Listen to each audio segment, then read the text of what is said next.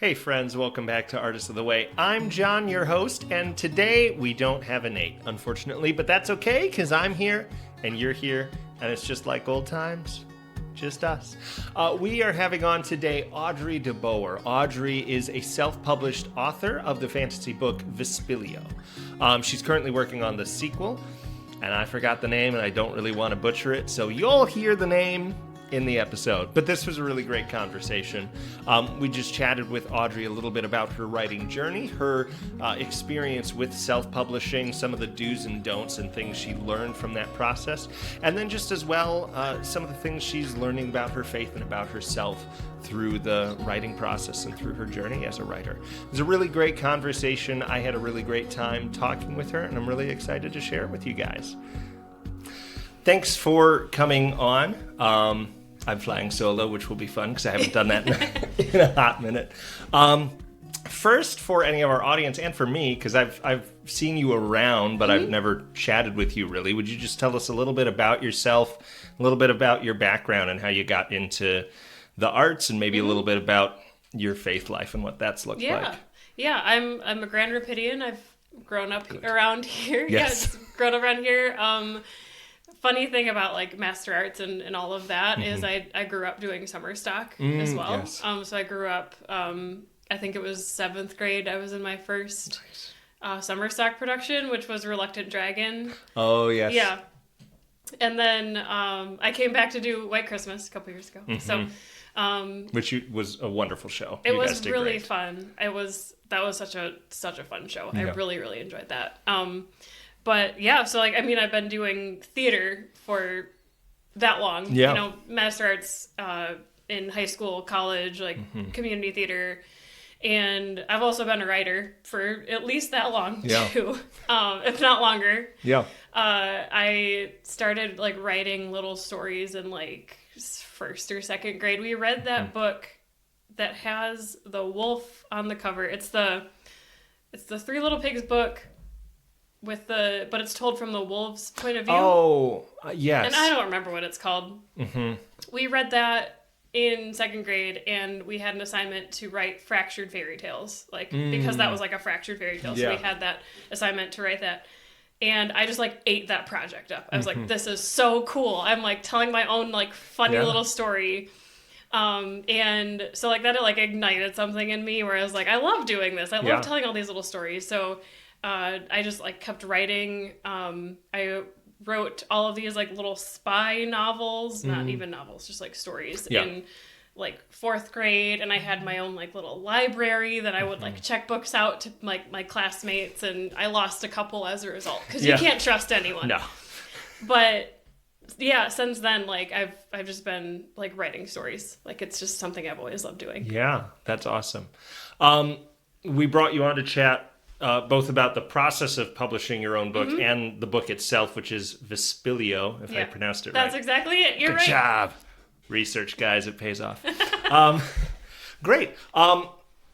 So this is the first book you've published, right? Yep. Yeah, very first.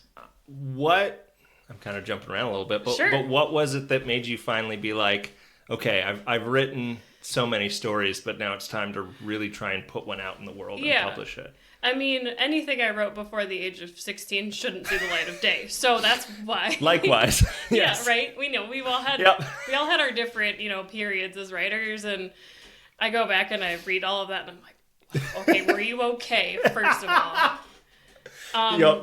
But we all, you know, you have to learn, and like I'm so glad that I had started writing so early because I had all that time to learn and to develop my voice and to learn from experts and professionals and go to different classes and stuff. So for me, so Vespilio has been a story that's been with me for a long time, for at least 15 years. That's so cool. I think I was like 12 or 13 when I kind of got the initial idea. So again, I did say anything I wrote before the age of 16 shouldn't see the light of day. So it's very different than what it was. But the characters, like some of the characters came to me at that age.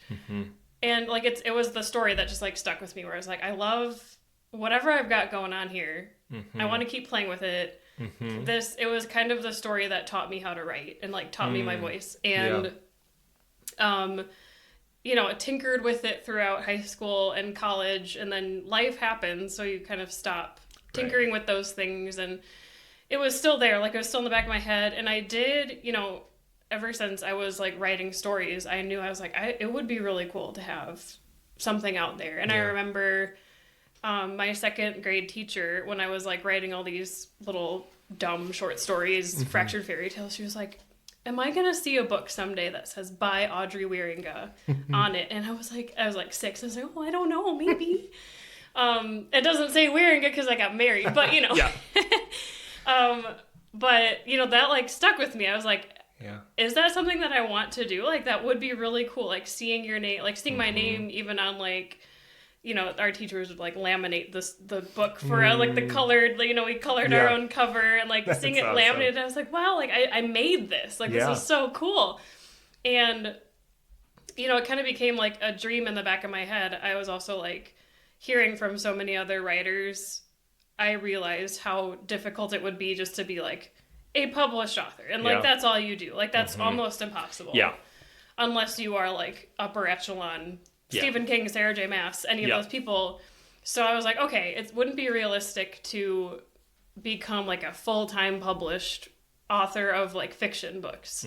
But I love writing. I want to write for a living. Yeah. And I do write for a living. I'm a marketing copywriter on top of being a novelist, in my spare time. But it's still, the idea stuck with me, and I was still tinkering with it and learning and developing my voice. And I just kind of got to a point a couple of years ago where I was like, I've worked on this for so long. Eventually I need to consider it done. Yeah. Because a lot of times creatives can always get into that rut of like, oh, just got to keep like tweaking it and do this and do that and do this. Eventually you just be like, this is done. Right. I've taken it as far as it can go. Someone else should look at it now instead of me or multiple people. Yeah. And so I kind of like just got to that point where I was like, I like where the story is. It makes some sense. Yeah. Yeah. It might need to make more sense before people read it. Yeah. But I just kind of like landed there, and that was when I started like working on the goal of like, okay, what do I need to do in order to get this published? Because you have two choices. Self-publish or trad publish. Yeah. And I was like, well, I could try one, and if one doesn't work, I can try the other. There you go. So I queried a little bit. Yeah. And querying is exhausting. If anyone ever tries querying, go with God. Like that, Yeah. From all I've heard, it sounds really not fun.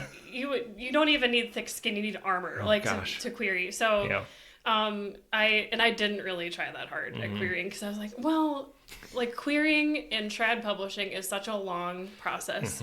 There's a lot of flaws with trad publishing. Yeah. The little guy is not the winner in trad publishing. So I was like, independent indie publishing, self-publishing also has a lot of flaws. Yeah. But I want to have a book with my name on it. Yeah. Like at the end of the day, I was like, do I want to wait 10 years to see a book with my name on it when I've already waited 15 and I've already worked on this for 15 years? No, I think I can get it to a point where it looks like a trad published book. Yeah. It reads like a trad published book, and it can be experienced like a trad published book, because there are a lot of self-published books out there that don't check any of those boxes. Unfortunately, I don't want to neg anyone, but it's true. It is true. Yeah. No, it's been fun. So Shay is obviously a writer, which if people have heard any of the episodes of Shay on, they know. I do some writing too, so we've talked a lot about, what would that look like, and what role does that play in our lives? Because like you said, it's very hard to make that a career. And how do you like justify putting the time into it? And so looking at self-publishing, I felt like it is a lot like community theater, where you have traditional publishing, which is New York, and they're amazing, and they can always do their New York things, and sometimes the shows are great and sometimes they're bad. But community theater, you could go to community theater and you might see one of the best shows you've ever seen, or you might see something that shouldn't even be on a middle schooler stage. Yes. And anywhere in between, and it just depends on what you put into it, and the time and the effort and the money sometimes that you put into it. And so I think it's really cool when I see examples like yours of a book that a lot of effort and time was put into the craft of that and into the, the care of even just the whole publishing piece of it. Because I think probably a lot of times artists just in general can think the creating of the thing is the thing, and then it's just, okay, now I've done my thing, and now I just want it out there in front of people. Yeah. But there's an artistry to the rest of it too. Yeah. So, yeah, what was that like? How did you even begin figuring out what do I look for and what do I need to do in order to get this self-published? Yeah, I mean, the first thing was like, someone else needs to read this. Yep. Not just me. I cannot be a judge of what I've done because I'm rooting for myself. I'm like, this is the best thing ever written. Yeah. Because when you're writing, you usually think you're like God's gift to writing. Well. And when you're, especially, when it's been with me for so long, like it was my baby. I was like, I can't judge this reasonably or like rationally, like somebody else needs to. So I was like, okay, I should find some kind of editor. So I found an editor who was both like a developmental and a line editor, which in retrospect, I don't recommend that. Okay. I recommend choose like one or both. Can you explain the difference for anybody who doesn't know what those are? So a line editor is someone who's going to do like fix your spelling and your grammar usage, all of that, make sure that's pretty up to snuff. A developmental editor is going to look more at your story and your characters and make sure like all of that makes sense. Yeah. Like character motivations, they're going to question you on those things. Anything that could be confusing to a reader or unclear. So it's better that they're just focusing on one or the other is what I found. But sense. I hired this woman because she had a lot of prestige in publishing and writing.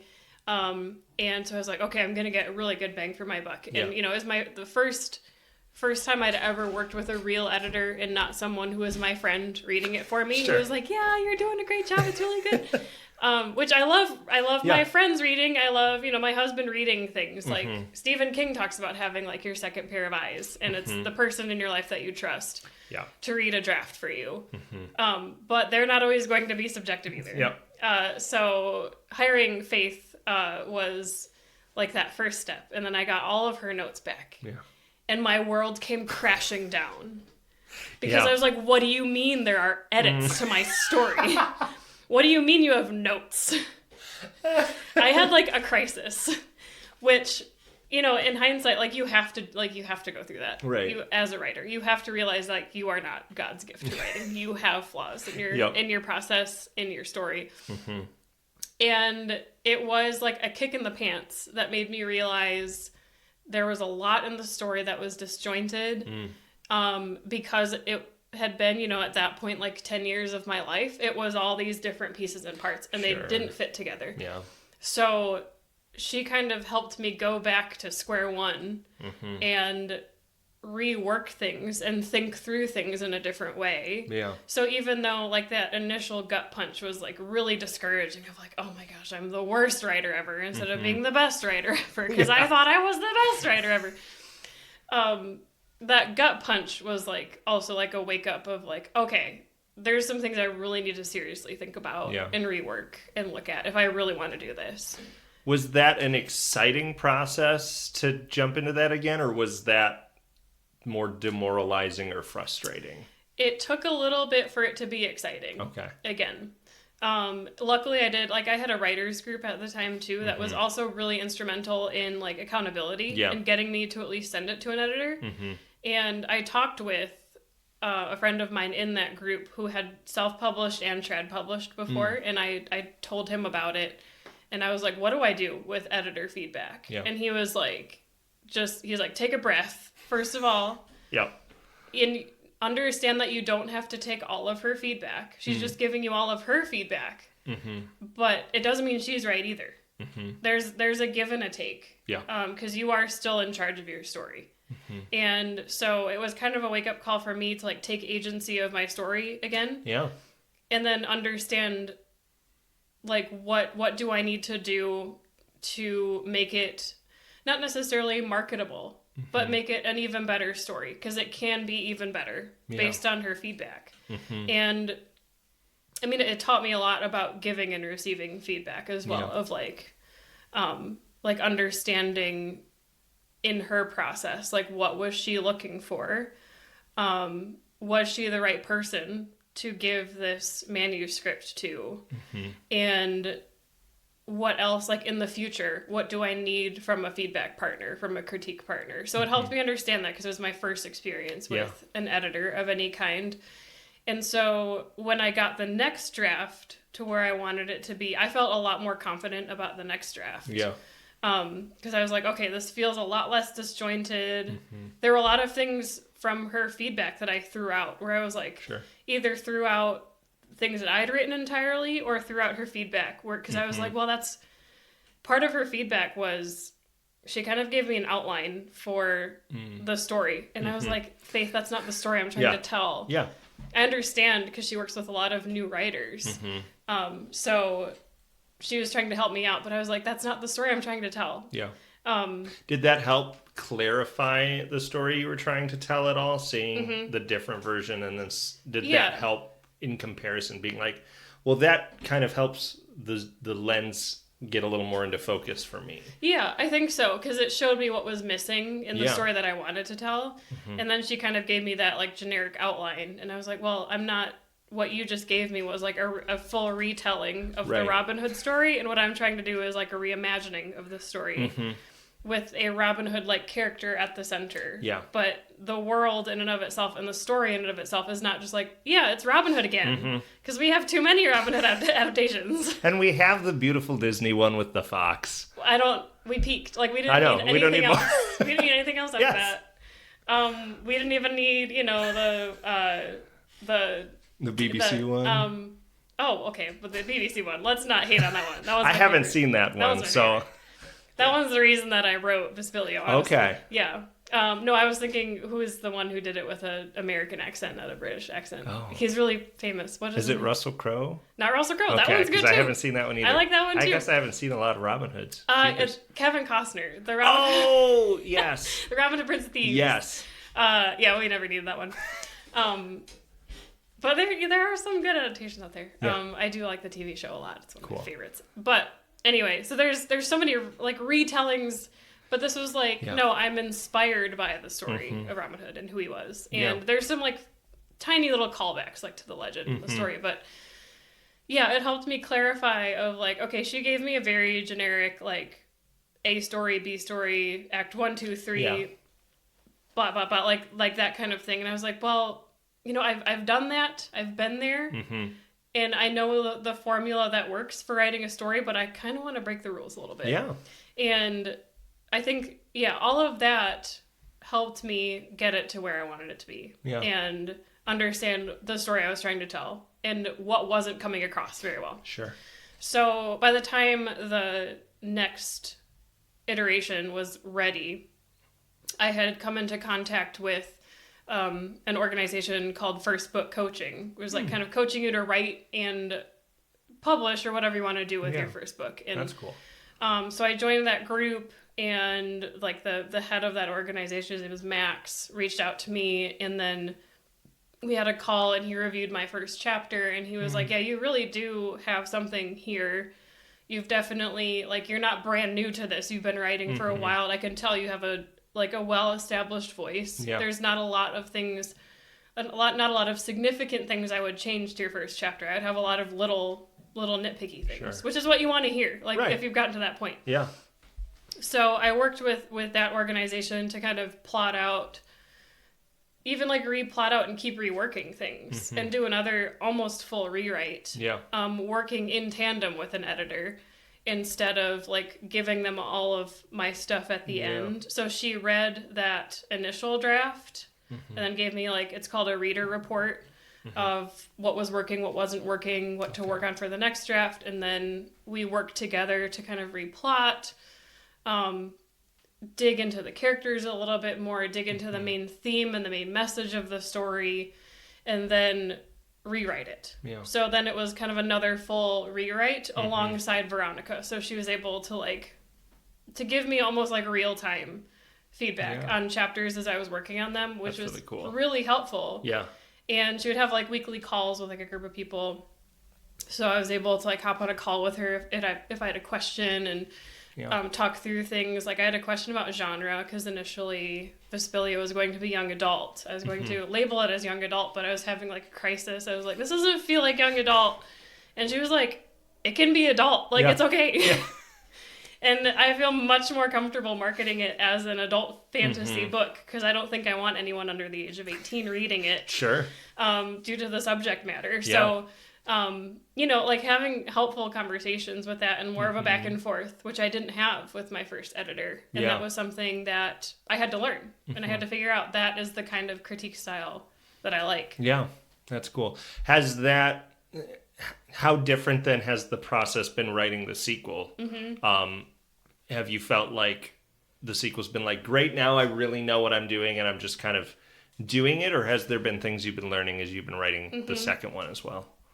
I don't have children, but I imagine it's a lot like having a second child. Correct me if I'm wrong. I only have one so far, so you'll figure maybe. I will. Who knows? I'll come back and I'll do a sequel to this. So if there are any parents out there, and I'm totally wrong, like please call me out. But if Nate were here, Nate has to. Yes, but with the first one, it was like everything was new. Didn't know what I was doing when I was getting started, and hired an editor that I didn't mesh with initially. But in having to replot things and do all this. And now with the second one, I already have all those tools. Right. And I've been able to plug those tools in. And in the last year, I have written like multiple drafts, not complete drafts, but I've been able to rework things and think through things in a way that is pushing the story forward. So even if I have roadblocks, I can like work through them a lot better so that it's not taking me like years of writer's block, which is happening to me in high school and college because, life was happening. I didn't have a goal for it. Right. But I have all of these tools in my belt that I can turn to if I'm having an issue with something. Yeah. If I'm having like plot issues. And I also have like the accountability of a writer's group to like keep me accountable. Like right now, what I need to do is just get the draft finished. And then I'll probably need feedback from people. Right.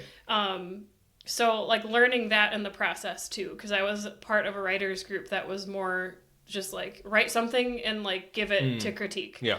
But that's not always helpful when you're in the drafting stage of like, I just need to like get this done. Yeah. Because again, like what I said before, creatives like to keep going back and like picking. And like, especially if you're a perfectionist, like I gotta go like fix this now instead of like finishing it. So I realized like I'm the kind of person where like I just need to like I need to get it done. I need to get it out. Yeah. Even if it's crap, I need to write it. Yep. So there are things that are easier for sure. Where now that there's an established story as well, right. I'm just building off of that story. And I have those established characters that now in book 2 I can explore different parts of them and their experiences and go deeper, and it's almost more fun because now it's like I have more space to like explore different parts of their character because I don't have to introduce them. Right. Like, the readers know who they are. That is cool. Nice. Oh, I feel like I had another thought based on that, but I think it's flown away. I should say, because I'm writing the sequel. Yes. I haven't established that.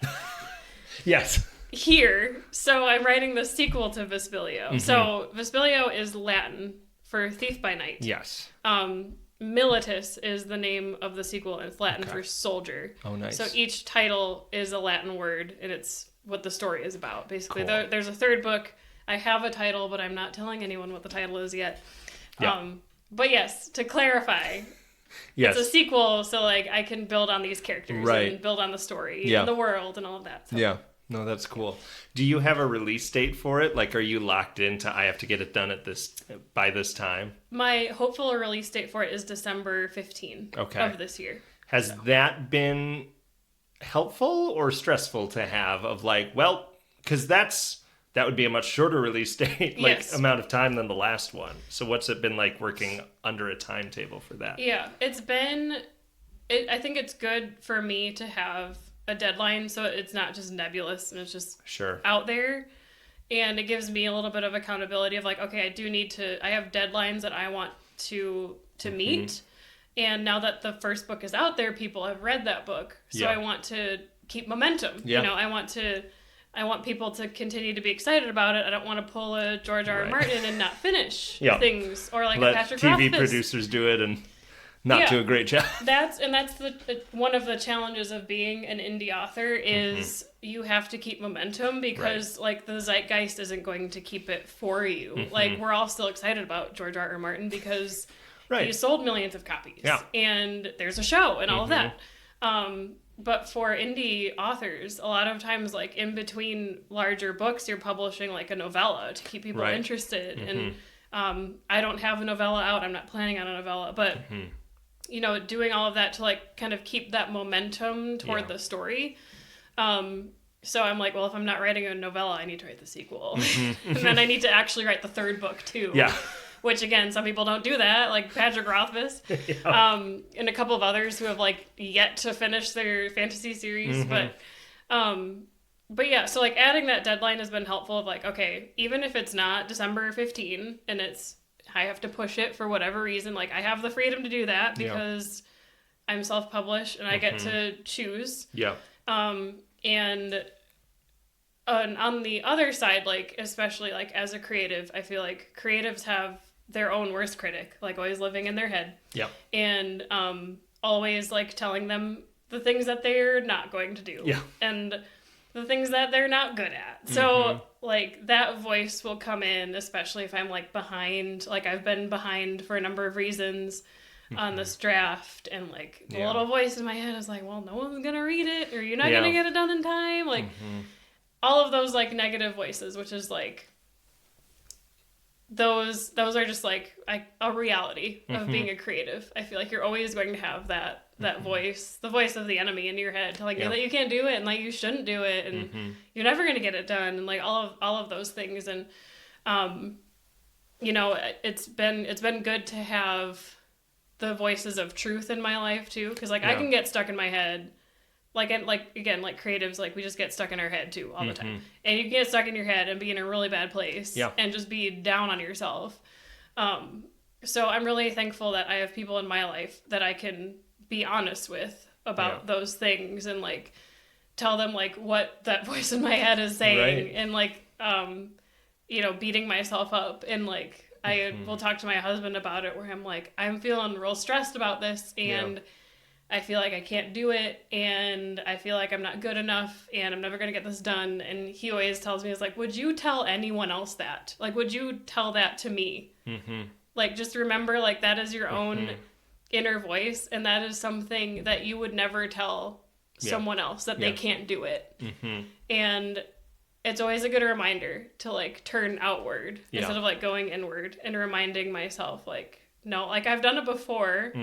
I can do it again. And I have people rooting for me. Like these people aren't breathing down my neck. Yeah. The way that my own inner voice is. Right. Right? Yeah. They're like, people are rooting for me. They're not criticizing me. Yes. Yeah, I think it's really easy for us to just project those worst things out because it's such a vulnerable thing as artists. But yeah, it's so important to have those people. I think especially with writing, because it's not something you're creating with other people. You're kind of working away at it yourself, and then you're like, okay, here's this thing that is in a lot of ways all me. Yeah, my blood, sweat, and tears. Putting that out there, yeah. And I've done it alone in a room or in a coffee shop with headphones on. Like, it's just been me and this word processing software. Yeah. and now it's there. So I just think, are there ways that you have found to be able to like, how am I phrasing this question? Like, I don't know, what are ways that you make sure that you're getting that kind of support? Are there things you proactively do, or does it find you? Yeah.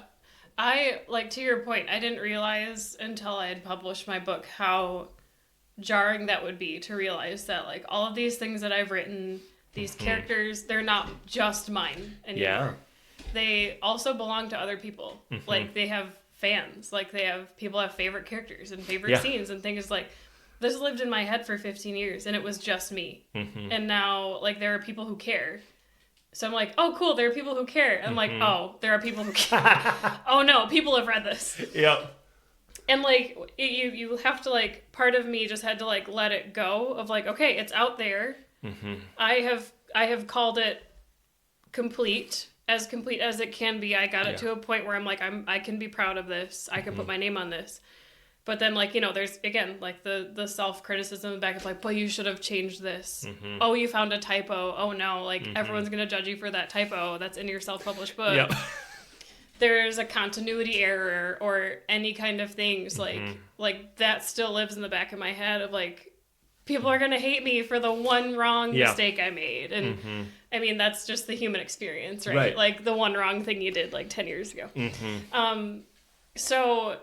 Again, like, it was just, like, it's been a process of, like, letting go of, like, it has arrived to where I want it to be, and I need it to be there, and just let it be there. Yeah. And there are things I want to do differently in book 2. There are things I want to do differently in my writing, in the way that I approach it. I think, like, God has convicted me of a couple things, like, to do differently and to approach differently, because I'd never done it before.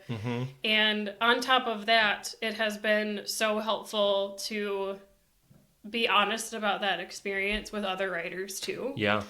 Especially like the writers group I'm in now, like we can talk about those as Christian women, and we can talk about our characters and the things that like scare us about being published writers. Because it's not all, I mean, it's really exciting, but it's also really daunting. Yeah. Like a couple of women in that group are also published writers, like self-published writers, and it's a lot. It can take a toll on your mental health. Yeah. And having, a community of people who understand.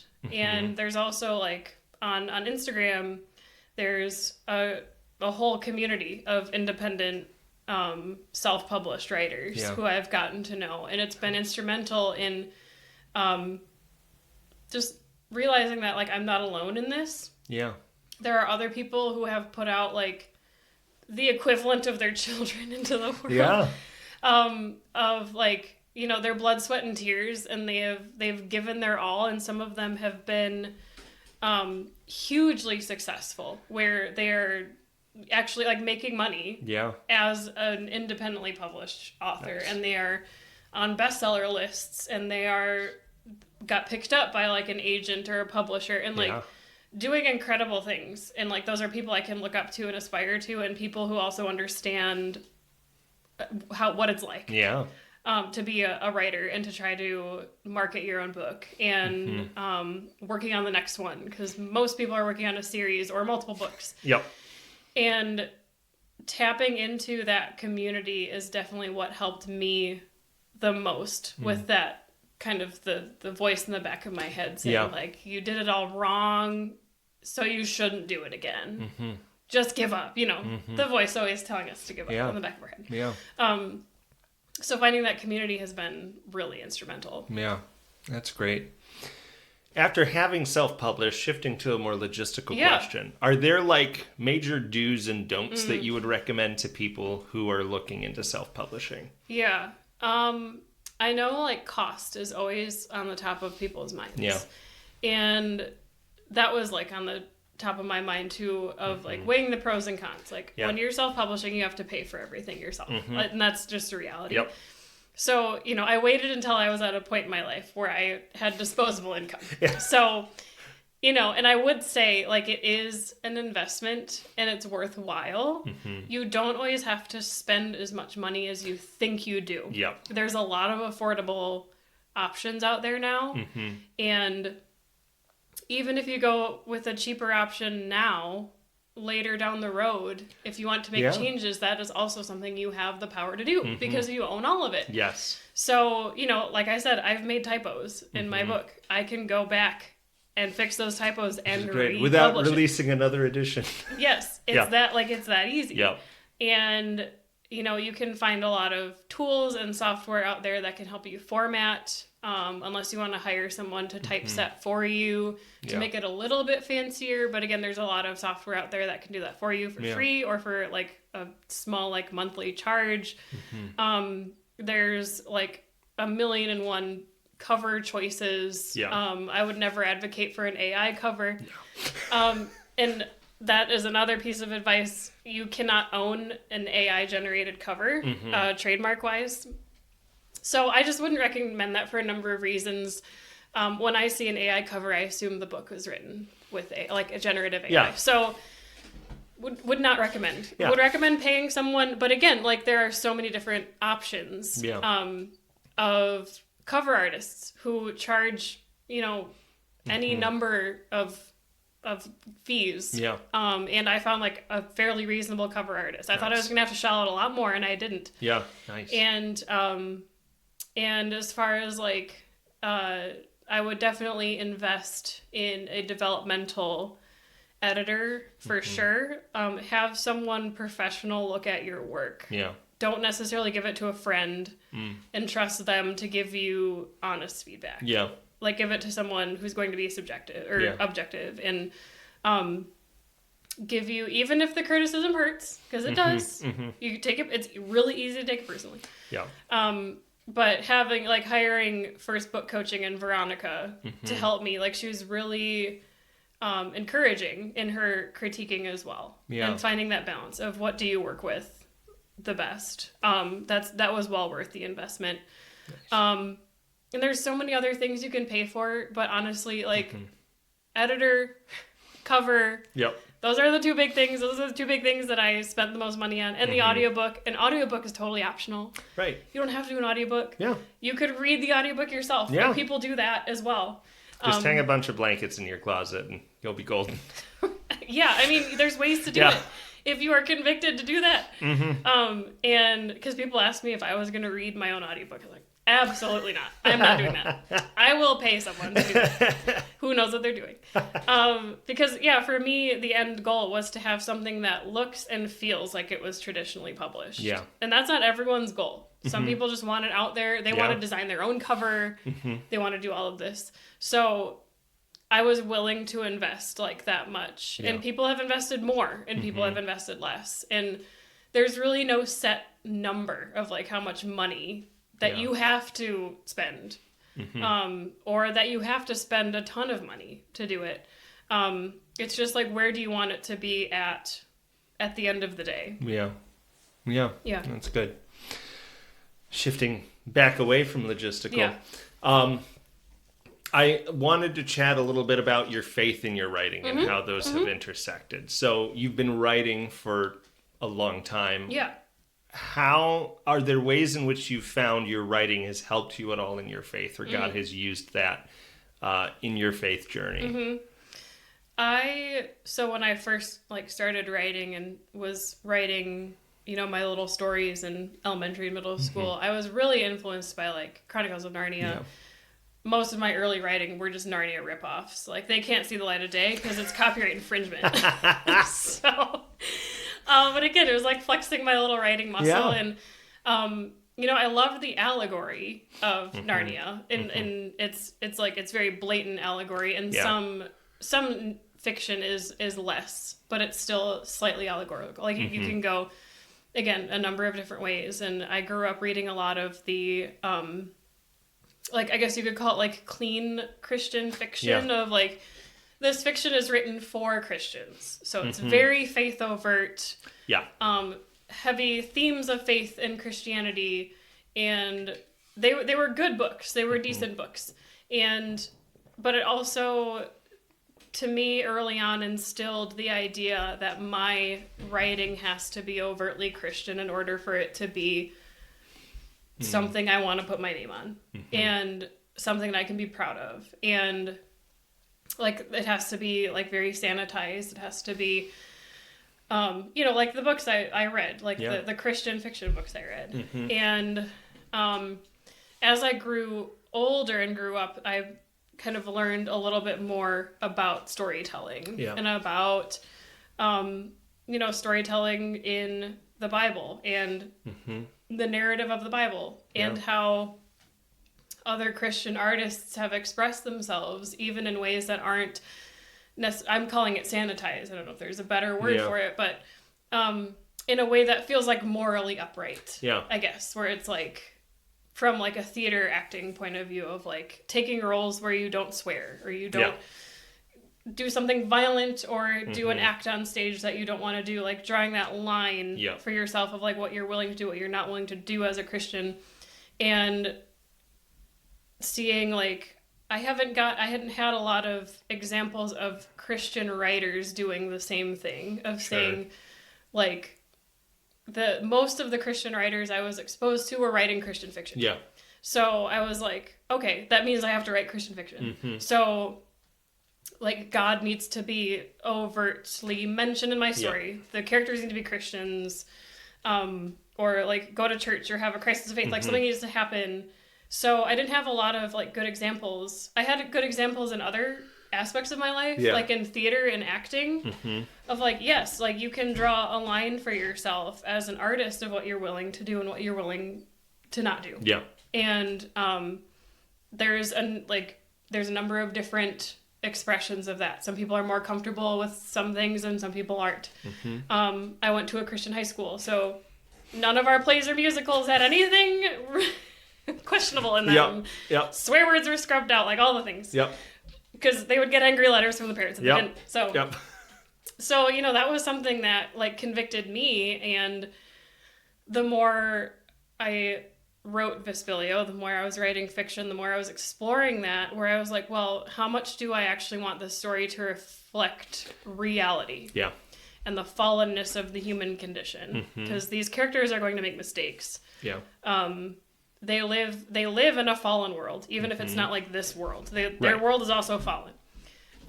So they're going to come into contact with the fallenness and the brokenness of their world and of themselves. Yeah. And I didn't necessarily even have that in the back of my mind with Vespilio, and it was more after it was published that I got a little bit more convicted of, like, I am a Christian writer, so what does Vespilio say about me? What did I say about Christ in the work? Like, is this something that I can, like, give to Christ and be like, this is what I give you? And I was convicted a little bit of, like, okay, there may be some things in the story that I'm not going to do as much in the second book. There were things where I feel like maybe I got a little bit too like sensational, or some of the things that I did in the story didn't serve the story. It just felt like it was kind of, you know, like pushing buttons, and like trying to write within the genre of dark fantasy. So like really leaning into some of those that more secular writers lean into times 10. So, you know, looking back, I'm like, okay, there are some lines I don't want to cross again. Yeah. But then there are other aspects where it's like, no, I stand by, like, what was written, because it is a reflection of the world, that it's not a sanitized world that they live in. And I heard a Christian writer talk about it at a conference last summer, and it was like exactly what I needed to hear of, like, what do Christians do with language in their books? What do they do with sex scenes? What do they do with violence? Like, because all of these things are reality in the world that we live in. And of course, like, there's nuances of, like, who you're writing for. Right. If I'm writing for 12-year-olds, we're going to dial There's it all an back. obvious answer. Yes. I in good conscience, I don't recommend Vespilio to anyone younger than 18 because of the subject matter. Like, there's violence, there's language, there's everything is closed door as far as any romantic things, but it's dark. Yeah. There are parts of the story that are really dark. And there are parts of the Bible that are really dark too. Yes. And so, most of the Old Testament. Yes. Yeah. Yep. And so, like, listening to these other, like, Christian writers convicted in their own ways of, like, what lines do they draw? Yeah. And what are they willing to talk about in their books? And one of them talked about, he writes about, I think it was, like, gangs in, like, Maryland, like, what is the capital of Baltimore? Yeah. Of, like, there's, like, heavy gang activity in Baltimore, I think, if I'm remembering correctly. What he was writing about is, like, he's going to write the way that they talk. Yeah. And he's a Christian, and he doesn't necessarily talk that way in his own life. And then, like, some of the other, like, subject matter he talks about in his other books, like, related to, like, a husband and wife's marriage. Like, how would they talk about their marriage in their own conversations, like, that kind of thing. So it was like another conviction for me of, like, I wouldn't say it gave me permission, but it made me understand, because again, I had never had an example of a Christian writer writing non-Christian fiction or fantasy. It was always Christian fiction. Yeah. That you would find at like Bigger Bookhouse. Or like, you know, you would not find Vespeglio. Family Christian bookstores, may it rest in peace. Yes. You would not find Vespeglio at Bigger Bookhouse. They would not sell it. Yeah. And it helps me kind of reconcile that as a storyteller. Because we can, I forget the exact quote. I think it's Abraham Kuyper of like, there is not one square inch of creation that does not cry, that Jesus does not cry mine. Like, this is mine. Everything belongs to him. Yeah. And that's how I approach art and writing. Like, he claims every part of Vespeglio and Militus and all of anything I write. And I think I'm writing Militus more with that in mind of like, this is pointing to him somehow. So how is it going to? Yeah. And I want my stories to point people to the greatest story, the great story. Because we are living in a story with a beginning, a middle, and an end. Yeah. And I've been reading through the Old Testament with my Bible in a year, and it's become even more apparent to me of just like the shape of the Bible and how like we have creation, fall, redemption, and in the middle of that there's a lot of messy stuff. Yes. People are really messy, and God uses them at each step for his purpose, for the shape of his story. And it's so cool. Like, I'm in the middle of like Leviticus and all of these laws that he's giving the Israelites because they don't know how else to live, because they were living as basically pagans, slaves in Egypt. And how he uses like the most fallen people or humans like try to go do their own thing. Yeah. But as a result, like, he still uses them in that situation for his good. Yeah. And it all points to like the narrative of the Bible. And seeing that as well, like gaining that understanding of scripture has also helped me as well.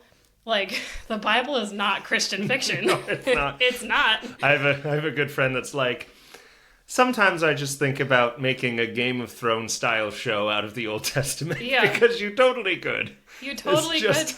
And we often get like the sanitized parts of the Bible, and you grow up with the sanitized parts of the Bible, and it's typically not until you become an adult where you realize, okay, those people were just as messed up as me, if not more. Yeah. So I really do hope that, you know, even though it's not Christian fiction, even though, you know, sometimes my friends read the book and they were like, Audrey, are you okay? There's some dark moments. It's dark. And even with all of that, like, I wanted to present the world the way it was, the way it is. And this world that they are living in is gritty. There's injustice because justice is a theme of the book. And, you know, like, what do we do with injustice? And what do we do with justice? Who is in charge of justice? Like, in a fallen world? Like, those ideas. So, like, of course there's going to be injustice in the world. Yeah. Or else it won't be exciting. Yeah. No conflict. Yeah, if there's no conflict, it's not interesting. And I hope as I grow as a writer, I grow in that as well. Yeah. And that the things that I write are like a pleasing offering to God as well at the end of the day. I love that. I think that's more important than thinking about what am I okay with versus not okay with, is having that posture that remembers ultimately this is God's to do with what he will. Yeah. And that's why I'm doing it. And I think when you're working with that awareness and that openness to Christ and his presence and his spirit in it, he will use it. He'll shape you through it and others through it. And I just think, I do think that those things that he works in can be more expansive than just the put the Christian adjective before all the other down before all the other ones. And say darn. Right, and say darn. Say darn. Yeah. Well, we're doing Bandstand this year with Artists of the Way, and it's our first production as like an organization. We did Godspell previously, but that's one of the compelling ideas for me with the organization, is that idea that there's these beautiful but really difficult stories out there with hard truths and language and people acting the way that people do, but that just need to be told with that awareness of the larger story that we're living in. And so I love to see artists that are wrestling with that and coming to different conclusions about what they're okay creating and not okay creating, and what they feel like God has led them to do or released them to do. Everyone has, you have a line, like, you can create that line for yourself as long as it's, God, you've worked it out with the Lord, you have that understanding of yourself. And like for me, I have lines I don't cross, where it's like, romance is a closed door. I don't do that. And I have my own convictions for that. Which for anybody not in super lingo, that means it's fade to black if there's any sexual stuff going on. The scene in Top Secret, this might be a deep cut, but where it pans over to the fireplace multiple times. Is that the Val Kilmer one? It's the Val Kilmer from Mel Brooks. It just it pans over to the fireplace. So I'm all about that for a number of different reasons. But like violence, I don't want to revel in the violence, but I want to show it the way that violence is. Like violence is bad. Some language, like if it's the way that a character would talk, they're going to say some bad words. And that kind of thing. And what I also is really important to me in the stories that I write is I never want my characters to be without hope. Like if you look at Lord of the Rings, that gets dark. It gets really dark. Watching those movies for the first time made me a little depressed because I was like, these characters are going through so much. But they were never without hope. Like in the midst of all of it, Gandalf was talking about the far green country and all of that, because they were never without hope. And I do think we see a lot of secular art that points us toward hope as well, even if the artist is not a Christian.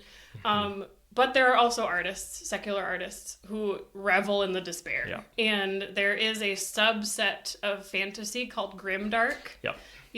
Grimdark is that very gritty, everyone's morally gray. There's not a lot of right and wrong. It's real dark. There's not a lot pointing you toward anything toward the good. It's mostly toward the bad. There's some really well-written grimdark. I do like some grimdark books. I don't like to categorize Vesperio as grimdark because it is dark, but it doesn't point down. I want it to point up. Even in the midst of like the really dark moments. And because stories that don't have that hope don't sit well with me. And I think for a lot of people, it's like, it doesn't sit well with you. Like, I used to watch, I'm not going to watch it anymore. There's a show on Amazon called The Boys. I don't know if you've watched. I'm aware of it. I haven't watched any of it, but I know a good bit about it. Yeah, decent story, at least to start. And now it's on its 4th season, I think. And, we watched the first 3 seasons. And again, it was something I got convicted about after watching some of the seasons where I was like, this is reveling in the grotesque. It's not pointing me toward anything better or outside of myself. It's not pointing me upward. It is just reveling in how like gross it can be. And how terrible these characters can be. Without there being any hope for any kind of justice. For any of the antagonists in the story. And even the protagonists, they're kind of crappy people. Like, they're not really people you want to root for with a lot of redeeming qualities.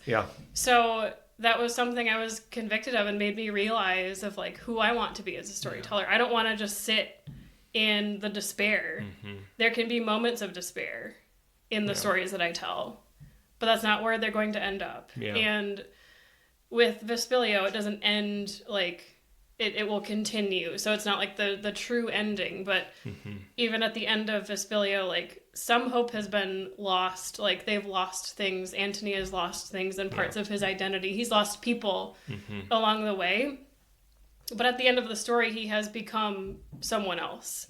And someone better than who he was in chapter 1. And he's become more of a leader and he's gained more responsibility in all of this. And he's landed in a hopeful place where he has become a symbol of hope for people. And so it's not like his ultimate ending in the story, but it's still pointing toward like there is good for this world. And there's good for this character and for the characters around him. So, yeah. So even though it's not like a shiny, happy ending, right, it's not just like sitting in the mud either. Right. Yeah. That's great. Cool. I think we're about at time, but thank you so much for coming on and chatting. Yeah, this was really great. If people want to know more about you, your work, where should they go to find information? They can find me on Instagram. I'm Audrey DeBoer 96, AUDEBO 96. Nice. Or they can find me at audreydeboer.com. That's where they can sign up for updates about Militus. I got some old blogs on there. They can read those if they want. Nice. They're fine. They're mid. They're fine. Nice. Cool. Well, thank you so much. Yeah, thanks. Appreciate it.